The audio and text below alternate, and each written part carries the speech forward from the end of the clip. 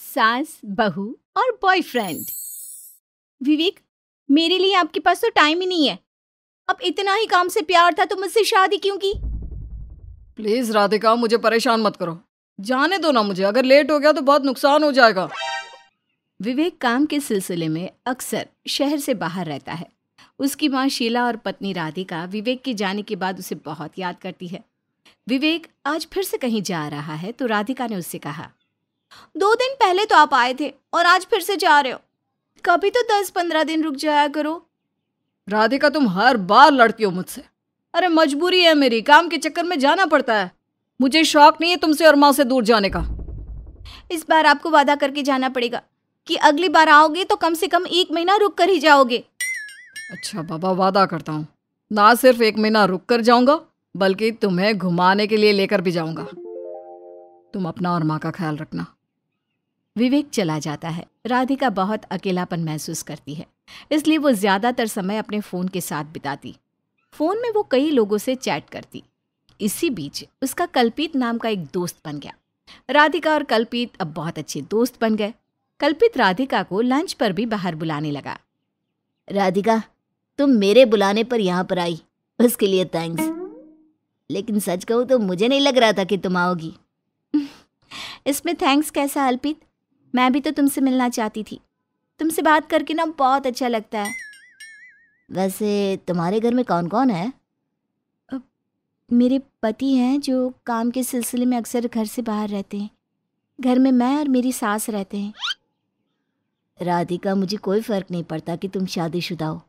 तुम मेरे साथ हो, मेरे लिए यही काफ़ी है। इस तरह उनका मिलना आम हो गया। वो दोनों अक्सर एक दूसरे से मिलते, साथ खाना खाते, सेल्फी लेते और चले जाते। इसी तरह कई दिन बीत गए और एक दिन रात को कल्पित राधिका के घर आ गया। कल्पित, तुम यहाँ क्यों आए हो? माँ जी को पता चल गया तो बहुत बवाल हो जाएगा। बहुत मन कर रहा था तुमसे मिलने का, इसलिए आ गया। तुम्हारा मन नहीं करता क्या मुझसे मिलने का? करता तो है, लेकिन इस तरह घर में आना ठीक नहीं है। माँ जी को शक हो गया तो? अरे होने दो ना, शक अगर हो गया तो क्या फर्क पड़ता है? फिर ऐसे छुप छुप कर मिलने से आज़ादी मिल जाएगी। कल्पित सारी रात राधिका के घर में रहा और सुबह होने से पहले वहां से निकल गया। जब राधिका की सास शीला सोकर उठी तो उसे घर में कुछ अजीब सा लगा। उसने अपनी बहू से पूछा, बहू, रात को घर में कोई आया था क्या? नहीं माँ, कोई नहीं आया था। क्यों? आपको ऐसा क्यों लगा कोई आया था? सुबह जब मैं उठी तो मेन गेट की कुंडी खुली हुई थी और किसी के पैरों के निशान भी बने हैं। खैर छोड़, चल नाश्ता बना दे बहू, मैं नहाने जा रही हूँ। शीला वहां से चली जाती है। उसे इस बात का अंदाजा तो था कि उसकी बहू कुछ ना कुछ गड़बड़ तो कर रही है, लेकिन फिर भी वो चुप रही। उसे इंतजार इस बात का था कि उसकी बहू खुद उसे सारी सच्चाई बता दे। दोपहर को राधिका की सास उससे कहती है, राधिका, मैं सत्संग में जा रही हूँ, शाम को लौटूंगी। तुम्हें बाजार से कुछ मंगाना है तो बता दो, मैं रास्ते में से ले आऊंगी। नहीं माँ, मुझे कुछ नहीं चाहिए। शीला के जाने के बाद राधिका को मौका मिल जाता है कल्पित के पास जाने का। राधिका तैयार होकर कल्पित के पास चली जाती है। कल्पित, जैसे तुम मुझसे मिले बिना नहीं रह पाते ना, वैसे मैं भी तुमसे मिले बिना नहीं रह पाती। देखो, आ गई तुम्हारे पास। राधिका राधिका, मैं तुम्हारे लिए वो महसूस नहीं करता जो तुम मेरे लिए महसूस करती हो। क्या क्या मतलब है तुम्हारा? मतलब ये कि 9211100109 ये नंबर तुम्हारे पति विवेक का है ना? हाँ, लेकिन ये नंबर तुम्हारे पास कहाँ से आया?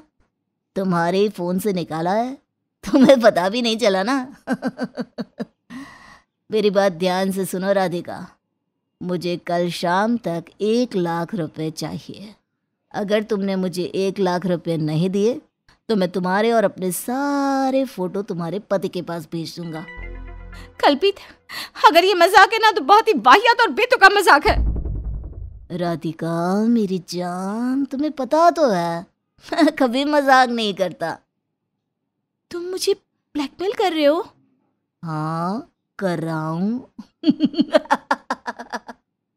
एक बात कान खोलकर सुन लो, मैं जितनी अच्छी दोस्ती निभाता हूँ उससे भी कहीं ज़्यादा अच्छी दुश्मनी निभाता हूँ, पूरी शिद्दत के साथ। अब जाओ यहाँ से, तुम्हें पैसों का इंतज़ाम भी तो करना है ना। राधिका अपने घर के लिए निकल जाती है, लेकिन वो बहुत परेशान होती है कि पैसों का इंतज़ाम कहाँ से करे। वो अपने घर पहुंचती है तो दरवाजे पर उसकी सास बैठी होती है। बहू, तुम बिना बताए कहाँ चली गई थी? घर में ताला लगा है। पता है मैं कब से तुम्हारा इंतजार कर रही हूँ। मैं किसी काम से बाहर गई थी माँ जी। राधिका दरवाज़ा खोलती है, लेकिन अभी भी उसके दिमाग में यही सब चल रहा था कि वो 1 लाख रुपए कहाँ से लाए। ऐसे ही रात हो जाती है। राधिका अपनी सास के पास जाती है और कहती है, माँ जी, मुझे 1 लाख रुपए की ज़रूरत है। 1 लाख रुपए? अरे भला तुझे इतने रुपए क्यों चाहिए बहू? माँ जी, मुझे काम है कुछ। शीला के दिमाग में शक की घंटी बज जाती है। उसे कहीं ना कहीं ये महसूस हो जाता है कि उसकी बहू को इतने रुपयों की ज़रूरत क्यों पड़ रही है। लेकिन वो राधिका से कुछ नहीं पूछती और कहती है, बहू तू चुप क्यों हो गई? अच्छा ठीक है, रुक अभी देती हूँ। वैसे भी तुम्हारे ही तो है सारे रुपए। थैंक यू माँ जी। राधिका रुपए लेकर अपने कमरे में चली जाती है, लेकिन उसे पूरी रात नींद नहीं आती। वो बस यही सोचती है कि उसके बॉयफ्रेंड ने उसको इतना बड़ा धोखा दिया है।